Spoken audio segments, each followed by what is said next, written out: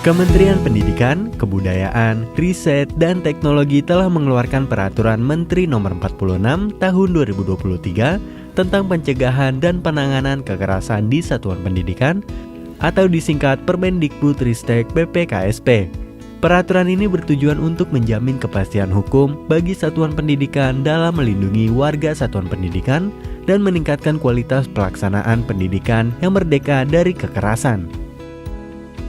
Untuk mencegah dan menangani kekerasan dengan lebih efektif, perlu penggambaran yang jelas dan tegas tentang bentuk-bentuk kekerasan sehingga masyarakat luas termasuk pemangku kepentingan di satuan pendidikan seperti peserta didik, pendidik, tenaga kependidikan, dan orang tua bisa mengenali bentuk kekerasan dan mengambil langkah untuk menanganinya dengan optimal.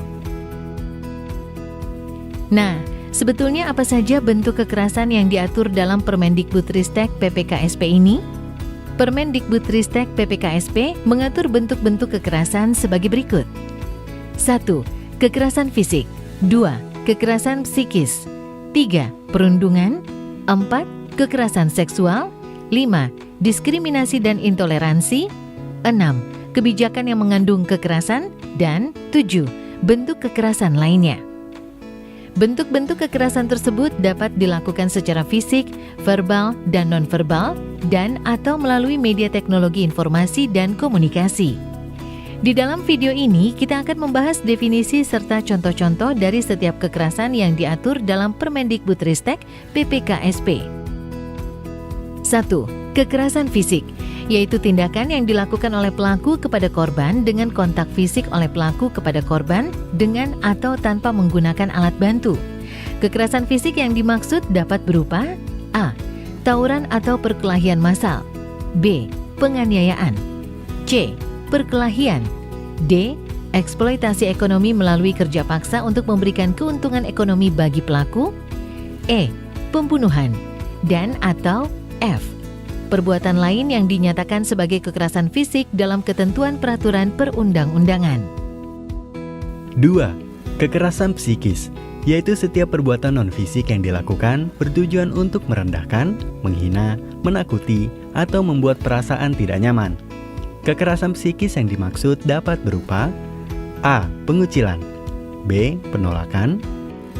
C. Pengabaian. D. Penghinaan. E. Penyebaran rumor. F. Panggilan yang mengejek. G. Intimidasi. H. Teror. I. Perbuatan mempermalukan di depan umum. J. Pemerasan. Dan atau K. Perbuatan lain yang sejenis. 3. Perundungan, yaitu tindakan kekerasan fisik dan psikis seperti yang disebutkan sebelumnya.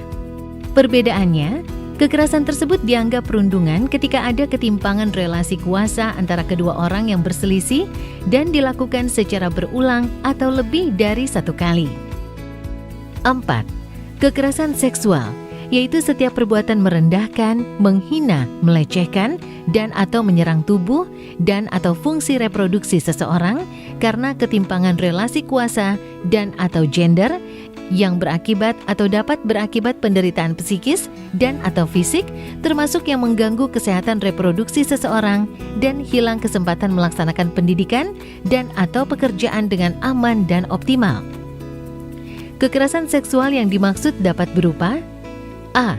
Penyampaian ujaran yang mendiskriminasi atau melecehkan tampilan fisik, kondisi tubuh, dan atau identitas gender korban. B. Perbuatan memperlihatkan alat kelamin dengan sengaja. C. Penyampaian ucapan yang memuat rayuan, lelucon, dan atau siulan yang bernuansa seksual pada korban. D. Perbuatan menatap korban dengan nuansa seksual dan atau membuat korban merasa tidak nyaman. E. Pengiriman pesan, lelucon, gambar, foto, audio, dan atau video bernuansa seksual kepada korban. F. Perbuatan mengambil, merekam, dan atau mengedarkan foto dan atau rekaman audio dan atau visual korban yang bernuansa seksual. G. Perbuatan mengunggah foto tubuh dan atau informasi pribadi korban yang bernuansa seksual. H. Penyebaran informasi terkait tubuh dan atau pribadi korban yang bernuansa seksual. I. perbuatan mengintip atau dengan sengaja melihat korban yang sedang melakukan kegiatan secara pribadi dan atau pada ruang yang bersifat pribadi. J. Perbuatan membujuk, menjanjikan, menawarkan sesuatu atau mengancam korban untuk melakukan transaksi atau kegiatan seksual. K. Pemberian hukuman atau sanksi yang bernuansa seksual. L. Perbuatan menyentuh, mengusap, meraba, memegang, memeluk, mencium, dan atau menggosokkan bagian tubuhnya pada tubuh korban. M. Perbuatan membuka pakaian korban. N. Pemaksaan terhadap korban untuk melakukan transaksi atau kegiatan seksual. O. Praktik budaya komunitas peserta didik, pendidik, dan tenaga kependidikan yang bernuansa kekerasan seksual. P. Percobaan perkosaan walaupun penetrasi tidak terjadi. Q. Perkosaan termasuk penetrasi dengan benda atau bagian tubuh selain alat kelamin. R. Pemaksaan atau perbuatan memperdayai korban untuk melakukan aborsi. S. Pemaksaan atau perbuatan memperdayai korban untuk hamil. T. Pembiaran terjadinya kekerasan seksual dengan sengaja. U. Pemaksaan sterilisasi. V. Penyiksaan seksual. W. Eksploitasi seksual. X. Perbudakan seksual. Y. Tindak pidana perdagangan orang yang ditujukan untuk eksploitasi seksual. Dan atau Z. Perbuatan lain yang dinyatakan sebagai kekerasan seksual dalam ketentuan peraturan perundang-undangan. Untuk kekerasan seksual, jika korban adalah anak atau kelompok disabilitas, tindakan tersebut tetap termasuk kekerasan seksual dengan ada atau tidak adanya persetujuan korban. Jika korban adalah pendidik, tenaga kependidikan, atau orang dewasa lainnya, tindakan huruf B, E, F, G, H, J, L, dan M termasuk kekerasan seksual jika dilakukan tanpa persetujuan korban. Jika korban adalah pendidik, tenaga kependidikan, atau orang dewasa lainnya yang dalam kondisi A. Mengalami situasi di mana pelaku mengancam, memaksa, dan atau menyalahgunakan kedudukannya. B. Mengalami kondisi di bawah pengaruh obat-obatan, alkohol, dan atau narkoba. C. Mengalami sakit, tidak sadar, tidak berdaya, atau tertidur. D. Memiliki kondisi fisik dan atau psikologis yang rentan. E. Mengalami kelumpuhan atau hambatan motorik sementara atau tonic immobility, dan atau F. Mengalami kondisi terguncang. Tindakan tersebut tetap termasuk kekerasan seksual dengan ada atau tidak adanya persetujuan korban. 5. Diskriminasi atau intoleransi, yaitu setiap perbuatan kekerasan dalam bentuk pembedaan, pengecualian, pembatasan, atau pemilihan berdasarkan suku atau etnis, agama, kepercayaan, ras, warna kulit, usia, status sosial ekonomi, kebangsaan, jenis kelamin, dan atau kemampuan intelektual, mental, sensorik, serta fisik. Diskriminasi dan intoleransi yang dimaksud dapat berupa A. Larangan untuk menggunakan seragam atau pakaian kerja bagi peserta didik, pendidik, dan tenaga kependidikan yang sesuai dengan ketentuan peraturan perundang-undangan mengenai pengaturan seragam sekolah maupun seragam pendidik dan tenaga kependidikan. B. Larangan untuk mengikuti mata pelajaran agama atau kepercayaan yang diajar oleh pendidik sesuai dengan agama atau kepercayaan peserta didik yang diakui oleh pemerintah. C. Larangan untuk mengamalkan ajaran agama atau kepercayaan yang sesuai keyakinan agama atau kepercayaan yang dianut oleh peserta didik, pendidik, atau tenaga kependidikan. D. Pemaksaan untuk menggunakan seragam atau pakaian kerja bagi peserta didik, pendidik, dan tenaga kependidikan yang tidak sesuai dengan ketentuan peraturan perundang-undangan mengenai peraturan seragam sekolah. E.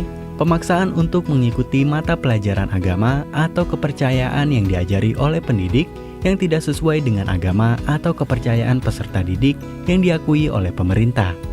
F. Pemaksaan untuk mengamalkan ajaran agama atau kepercayaan yang tidak sesuai keyakinan agama atau kepercayaan yang dianut oleh peserta didik, pendidik, atau tenaga kependidikan. G. Mengistimewakan calon pemimpin atau pengurus organisasi berdasarkan latar belakang identitas tertentu di satuan pendidikan. H.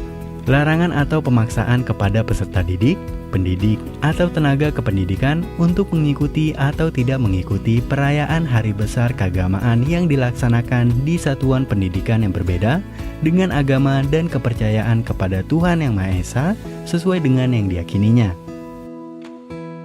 I. Larangan atau pemaksaan kepada peserta didik, pendidik, atau tenaga kependidikan untuk memberikan donasi atau bantuan dengan alasan latar belakang suku atau etnis, agama, kepercayaan, ras, warna kulit, usia, status sosial ekonomi, kebangsaan, jenis kelamin, dan atau kemampuan intelektual, mental, sensorik, serta fisik. J. Perbuatan mengurangi, menghalangi, atau tidak memberikan hak atau kebutuhan peserta didik untuk mengikuti proses penerimaan peserta didik, menggunakan sarana dan prasarana belajar dan atau akomodasi yang layak, menerima bantuan pendidikan atau beasiswa yang menjadi hak peserta didik, memiliki kesempatan dalam mengikuti kompetisi, memiliki kesempatan untuk mengikuti pelatihan atau melanjutkan pendidikan pada jenjang berikutnya, memperoleh hasil penilaian pembelajaran, naik kelas, lulus dari satuan pendidikan, mengikuti bimbingan dan konsultasi, memperoleh dokumen pendidikan yang menjadi hak peserta didik, memperoleh bentuk layanan pendidikan lainnya yang menjadi hak peserta didik, menunjukkan atau menampilkan ekspresi terhadap seni dan budaya yang diminati, dan atau mengembangkan bakat dan minat peserta didik sesuai sumber daya atau kemampuan yang dimiliki oleh satuan pendidikan. K. Perbuatan mengurangi, menghalangi, atau membedakan hak dan atau kewajiban pendidik atau tenaga kependidikan sesuai ketentuan peraturan perundang-undangan. Dan L. Perbuatan diskriminasi dan intoleransi lainnya sesuai dengan ketentuan peraturan perundang-undangan. 6. Kebijakan yang mengandung kekerasan, yaitu kebijakan yang berpotensi atau menimbulkan terjadinya kekerasan yang dilakukan oleh pendidik, tenaga kependidikan, anggota komite sekolah, kepala satuan pendidikan, dan atau kepala dinas pendidikan. Kebijakan ini meliputi A. Kebijakan tertulis seperti surat keputusan, surat edaran, nota dinas, pedoman, dan atau bentuk kebijakan tertulis lainnya. B. Kebijakan tidak tertulis seperti imbauan, instruksi, dan atau bentuk tindakan lainnya. Pencegahan dan penanganan kekerasan di satuan pendidikan harus menjadi tanggung jawab semua pihak pemangku kepentingan dan masyarakat. Perlu ada kolaborasi serta partisipasi aktif semua pihak dalam memastikan implementasi Permendikbudristek ini. 1.